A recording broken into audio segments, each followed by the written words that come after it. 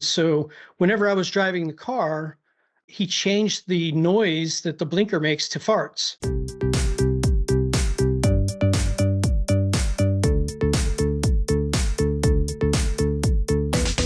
Hello, everybody, and welcome to another episode of The Cloud Whisperers.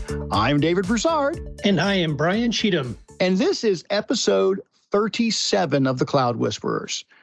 Brian, what have you been up to lately? Well, not 37. I'm 50, so.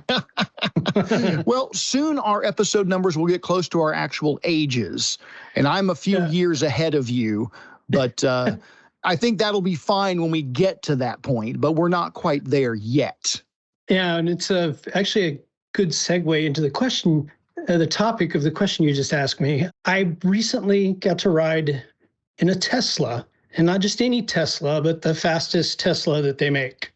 It's the one that has the ludicrous mode. And you showed me about the reference, and I didn't even realize it's what it was from, Spaceballs. That's great. But my buddy, basically, this is his car, his baby. Yeah. We went to a concert in Austin, and he was telling me about this launch mode, that they have. And this launch mode is basically you're at a standstill in the car, the brake is suppressed, and the battery heats up or whatever, and it just like launches you as fast with all the torque, all the power that the car has, and sends you to 60 miles an hour in like 3 seconds. It's ridiculous. 1.99 seconds. Okay. It felt like 3 seconds, or it felt longer than that. I've seen videos of these things, and you look at it, and you're just like, how does a car do that? Very fast. But just to give you a little context here, this was the first time that he'd ever used this mode in this car. So I'm the passenger in his car, and he's telling me about launch mode when we're driving to Austin. And he told me the only place that I would ever do anything like this is I'd have to do it in a parking lot, because I've never done it. I don't know, I need room to maneuver if I need to I don't know what he was thinking. So we get to the concert venue, and we're in a parking lot, and he goes to the side of the parking lot where there are no cars. And I figured, okay, well, he's going to park his car way over here because he doesn't want people parking next to it, right? Mm-hmm. He backs the car up or whatever. I was like, what are you doing? Doesn't tell me, and then hits launch. And I wasn't ready, so I was actually turning my face to the left talking to him. My head, my neck, my whole body just stuck to the seat like a suction cup. I couldn't believe it. I was just like, that much torque and that much power. It's amazing that they get that kind of power out of a car. And I was just truly impressed. For $131,000, right? I would hope that you get something for that. Yeah, well, I don't know. I think so. Left some, I don't know. Like I think some of my hair came off on the back of my head and all kinds of things, when I was peeling myself off of that seat. And that sounds awesome. Yeah, no, and I got to drive it on the way back too. And I didn't find out until after the fact, but I was only the second person to drive that car that he has. So I felt cool. Pretty special about that whole thing, but I didn't realize he was going to do the launch mode, and he did not warn me. So yeah, if you're ever in one of those cars and somebody says launch, just be ready. Look for what I used to call it sorry, I'm going to say this on the podcast here, but I used to call it an oh shit handle, right? Or oh shit bar. Yes. Like in a, because we used to go mudding in Jeeps and all that, and there would be an oh shit bar there that you'd hold on to, right? So I was looking for that, but I couldn't even move my arms. So that's been my most recent experience. I've long said that if I ever win the lottery, right, of course I have to buy a ticket to win the lottery, but if I were to win the lottery, my very first just wacky purchase is going to be a Tesla Plaid. Yeah. Just because, right? Because it's a crazy, weird purchase, right? It's a beautiful car, and I mean, the technology in it's amazing. There's so many things you can do with it. And Elon Musk has a sense of humor, obviously. Oh, yeah. He's, some of these things are referencing, he's referencing or whatever from Spaceballs and all of that. And I was telling you too that the blinkers and just different things in the car, you can set for different sounds. So whenever I was driving the car, he changed the noise that the blinker makes to farts. So whenever I was like turning left or right or whatever, it was making these fart noises. And I'm like, what the hell is that? I am not telling my son about that. Yeah. He's going to want a Tesla then. Yeah. I'm definitely showing my age, man, because I don't know if I would want one. I guess if I had the money and, we were taken care of and I would want to do that. Anyways, I don't go into it any further. I probably would, but it is a very impressive vehicle. Probably one of the more impressive vehicles, probably the fastest car that I've actually sat in. It's very fast. I mean, so. That's cool. That's what I've been up to, man. Ludicrous. How about you? What have you been up to? Well, we're getting ready to take my son to the airport tomorrow morning at like 5 o'clock in the morning. He is flying out to California on a school trip. And so this is one of those tours that people get to take with, I forget the name, it's EF is the name of the company. I forget what that stands for, Educational Frontiers or something like that. I went on one of these when I was in high school as well. It's 6 days in 5 nights in California. They're going to go fly into San Francisco, and then they're going to go from there. I think they're flying down. I'm not sure if they're flying or busing or whatever. They're getting down to Los Angeles, and then they're going to spend a few days in Los Angeles as well, and get to do the touristy things. And we're really excited about it because this is going to be his first trip by himself without us with him. That's a big thing. My son is autistic, and so giving him that opportunity to spread his wings and do these kinds of things is actually a really important aspect of the growth that we need to see out of him, especially because, he's going to be a senior next year.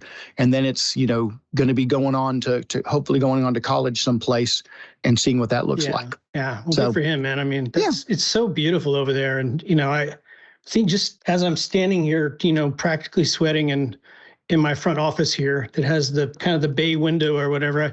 I wish I had the bay window view of where he's going because one of my favorite lines about San Francisco is from Samuel Clemens, who was Mark Twain, right? And he once quipped that the coldest winter he ever spent was a summer in San Francisco. And I have looked at the temperatures for him next week, and in San Francisco, the highs are going to be in the 50s, upper 50s. All next week. Yep. And then when they get to LA, it's only going to be about 5 degrees warmer. They might get to 70 one day when they're in LA. And I'm just going, man, we're going to be in the 90s this week in San Antonio. And I'm just like, I am so ready for fall. And we haven't even gotten to summer yet. Yeah, you need to warn him about the swimming pools. The temperature of the swimming pools is crazy. If they're not heated, I mean, it's like really, really, really cold. It's we have thin blood here in Texas. I like to tell people that we have thin blood over here. Very true. Well, Brian, we sat down and we talked about what we wanted to talk about this particular episode. And you brought up a great topic that I kind of want to set up for us. When we talked with Mick Talbot a couple episodes ago, one of the questions that we asked was, do you really need to have on-premise AD servers anymore? Can you really do everything in Azure AD? And part of that was, well, yes. And you don't even need then the Exchange servers because, once you get up there and you don't have that on-premise infrastructure anymore, you can do a lot more of the work inside of Azure AD and inside of Intune to go ahead and set things up. But this brings us to, one of the next areas, which is one of Microsoft's big tools out there is Intune itself, right? And we use it to configure and manage endpoints, right? One of the parts of this entire, plethora of systems that are out there is a little thing called Autopilot. Now, some people who are listening may already know what Autopilot is, but why don't you give us a quick description of what Autopilot is designed for by Microsoft and how we use it? Yeah, no, absolutely. So you're exactly correct in that the provisioning side of it is kind of a foundational component of cloud-based management, right? As we go into cloud-based management. So what's interesting about Windows Autopilot is it is a feature in Intune, and it basically allows you to ship or send a Windows device, a laptop, any kind of tablet or anything like that that actually runs Windows, like a Surface or something like that, directly from the hardware provider to an end user. So IT is not even touching the device, right? I'm placing the order with Dell, for example, and I'm shipping the laptop directly to the end users, in a lot of cases, right, their front door, to their home. And then the user grabs the device, they unbox it or whatever, and then they open it up, hit the power button. And rather than being presented with all of these options, my keyboard layout and all these other things that you need to set when you're first going through that out-of-box experience, the user is actually presented with a sign-in to provide their email address. And if we assign that device to that user ahead of time, it'll populate their email address for them too. So all they really need to do is type in their credentials for Microsoft 365 or Azure AD. So once they type in their credentials, all of the configuration and everything just happens automatically in the background.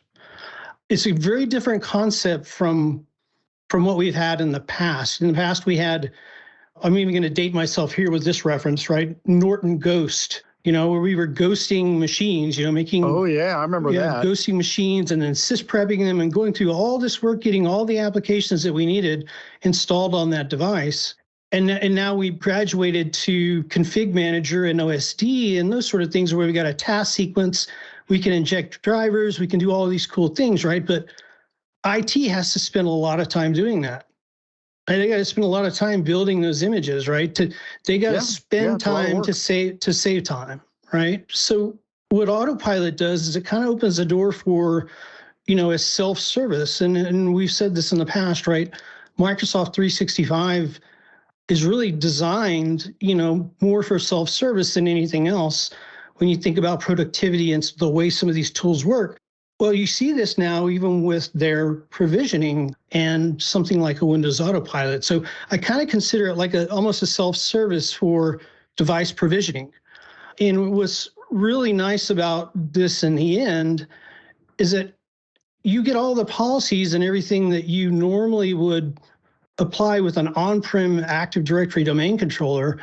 You get all the policies and everything via Intune automatically assigned to that device because the Windows Autopilot process actually will join the system to Azure AD.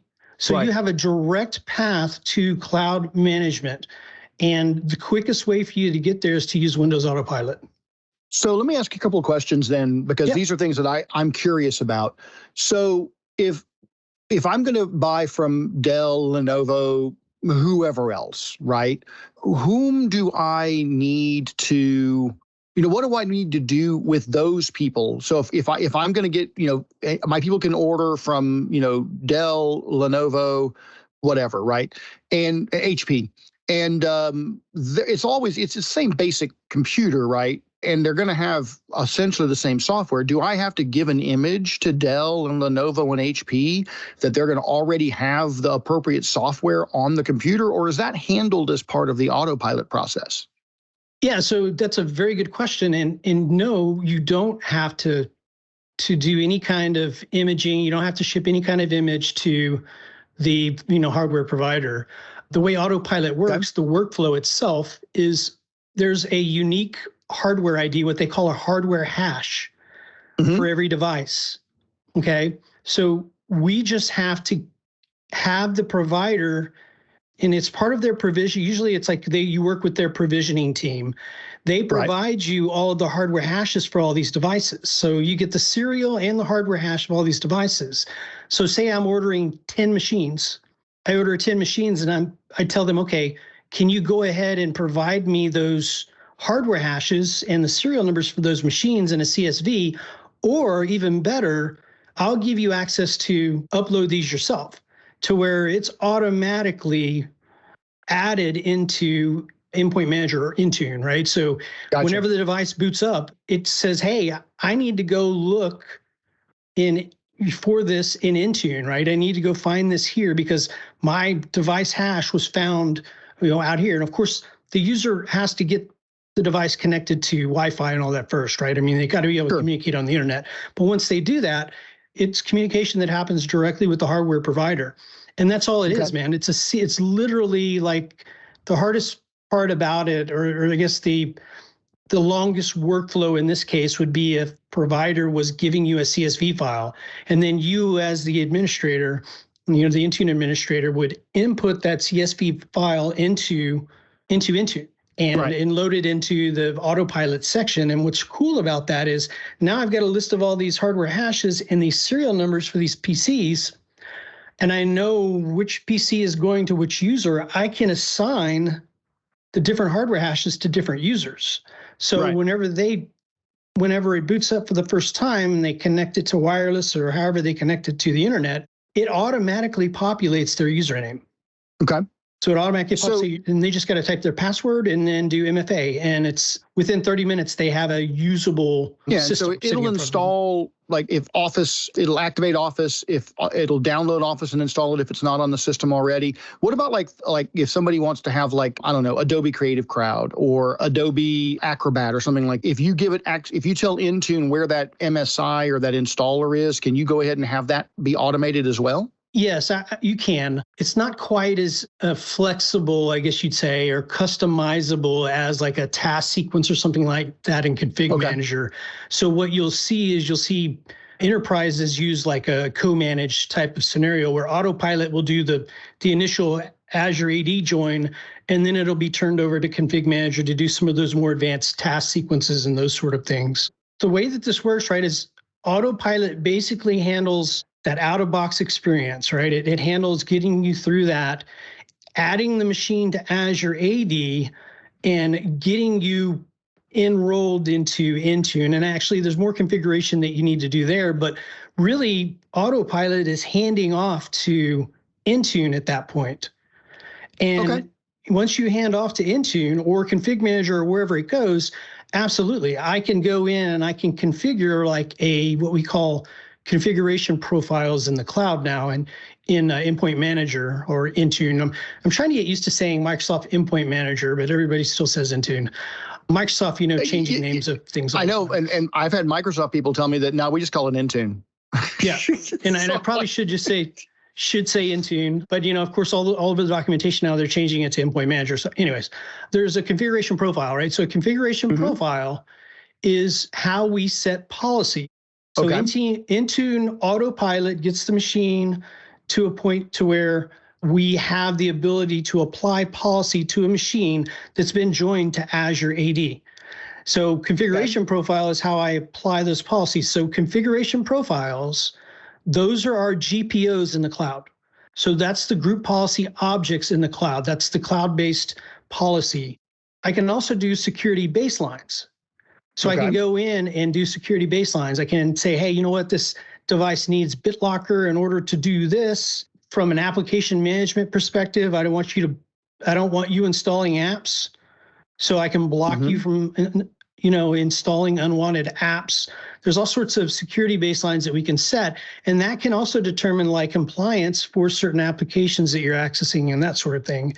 And then the last piece that you were just talking about is actually app installation. So that's where I can get the base apps installed.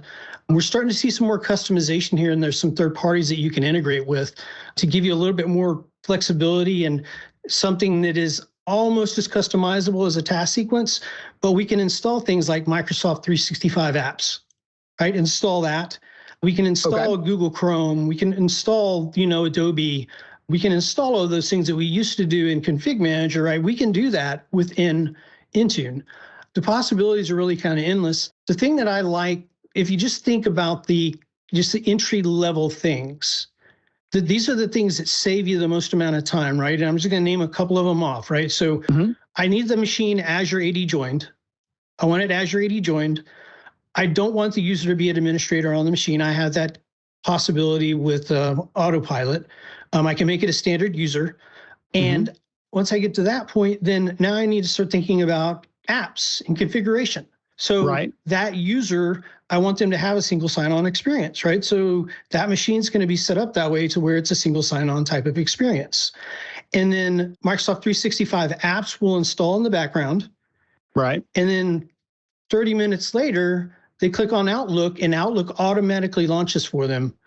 Their email is already populated. They just got to click OK. Yeah, that's nice. And then the other piece of it too that really kind of gets people is OneDrive and the silent configuration of OneDrive.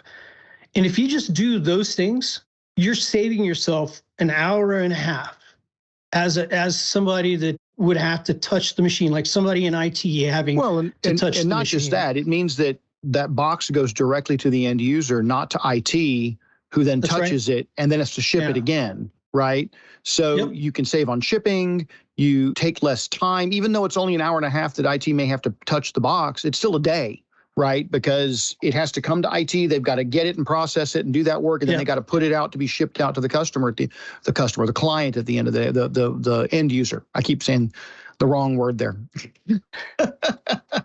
All right, well, that is some really cool stuff, Brian.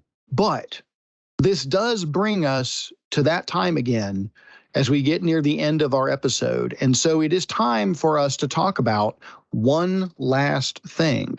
And so, Brian, we often talk about things that, are cultural in scope here. And you brought up something that you and your family have been watching. And that is, what is the show that you guys are watching right now? We are watching Madam Secretary. So we just started the second season. So. Okay. Now, my wife and I started watching that show when it first came out. For whatever reason, we didn't watch season 2. And I can't remember exactly why we didn't, but there's evidently 6 seasons of this. So there's a lot of stuff. And so if you aren't familiar with it, it's on CBS, but it stars Tia Leone, and she plays a woman who I think she starts out as a college professor, and she gets asked to become the Secretary of State and ends up becoming the Secretary of State. And then that's really the political drama that you have going forward. What's your thoughts on it, Brian? Why did you guys start watching it, and what do you think of it? She's a CIA analyst, or used to be CIA analyst, that gets appointed and asked by the president to become Secretary of State. Her husband is a professor, a college professor. Okay, that's right. I knew there was a professor involved in there. I couldn't remember it was her husband, though. Okay. Yeah, and it's her husband, and they have 3 kids. Right. They have like a 21-year-old. I think when they first she's just out of high school or going to college or something like that. And then they have 2 other kids that are like high school, middle school age or whatever. But that's really political drama, right? That looks at the life that she's balancing between Secretary of State and her, personal family and all of that. I've seen her in other roles before, Fun with Dick and Jane and just some of these other shows or whatever. She's hysterical. But seeing her in this role, man, she does a really, really good job. I mean, my wife and I have been talking about how she just almost made for that role.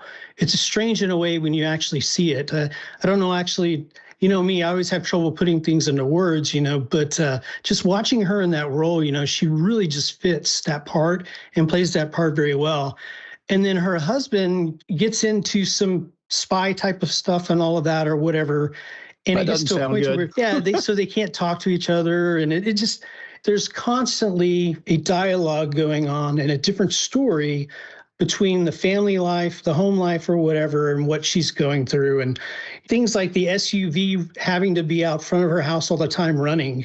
And the neighborhood association is complaining because of all of the fumes and because, they're just sitting there killing the environment because that truck is on all night long. So she could be at the beck and call of whoever, and to get her out of there too if something bad happens. So we're enjoying it. I'm enjoying it more watching it now because what's interesting is you're starting to see a lot of the stories and the developments and everything point to and kind of almost forecast what's happening in the world right now. It's very eerie situation with Ukraine and all that and what's going on. Just some of those things that develop and, just the challenges with China and all the other things that are going on in the show. It's just very interesting. And, my wife and I both are really enjoying it. And good. It's crazy because there's 20 some odd episodes in each season. So when you say watch a season, it's like watching a season of Seinfeld or something. There's I got you. I think they're all 45 minutes or an hour long too, right? I mean, they're all pretty lengthy, but yeah, 20 some odd episodes in each season. And we just started season 2. So that's good. That's good. What I like about it is, Tia Leone, obviously I've seen her in a number of different things, movies and stuff like that. There's a few other people that were in the show that I always see, like people who are in like secondary roles. And I'm like, I've seen them before. And I pull out IMDb and I'm looking up and go, oh yeah, I remember them now. They're from such and such. And my wife is really good at that. She says, oh yeah, we know them. They're from such and such. And I'm like, I have to look it up on IMDb. But one of the guys, his name is Željko Ivanek, and he plays Russell Jackson. He's in all of the episodes. But I remember him because he was in True Blood. And he played this Inquisitor in True Blood. Right. That was just, and he just was, he's got a very distinctive, gaunt look about him.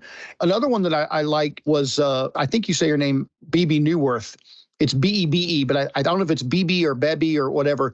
But I've seen her in a number of things, and she was great. And then Sarah Ramirez, who was in many seasons of Grey's Anatomy, is in the show as well. So it's one of the ones that I think I ought to suggest to my wife that we should pick back up again. Yeah, definitely. A lot of really good characters. All the people that they chose, for the characters, just amazing. They all fit the character very well.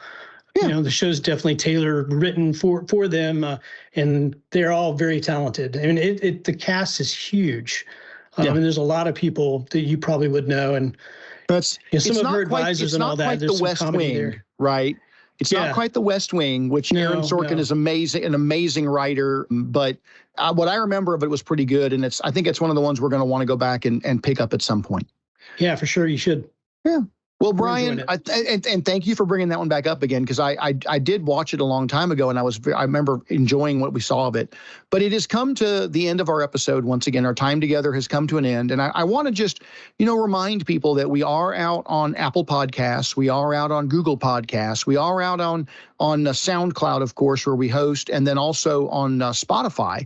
And you can go to any of those places and subscribe and like and rate us.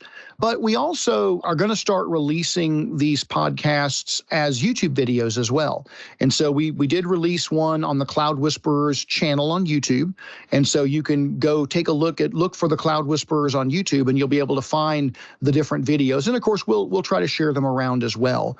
But hopefully you've enjoyed what you've heard here. Hopefully that, you're following along with the tech and also some of the culture issues that we talk about. And we enjoy the heck out of these things. And so we look forward to many more episodes and getting up into our age brackets in episodes of this. So that's our goal. That is our goal. Well, I think our goal is to be much higher than that. But for right now, you know what? Sure. I'll just be happy when we get episode 38, done in a couple of weeks. So I'm enjoying it, and I hope you guys are as well. So I want to thank everybody for tuning in and listening, and we'd love to hear from you. We've, hit us up on social media. Brian, you can find him on Twitter at GetCloudSavvy, and there's 2 V's in Savvy if you want to find him. I'm at DBrusa, but you can certainly ping us there, and we would love to hear from you. Well, until next time, Brian, I will bid you adieu. I will bid you adieu as well. Thank you, David. All right. Take care. Take care.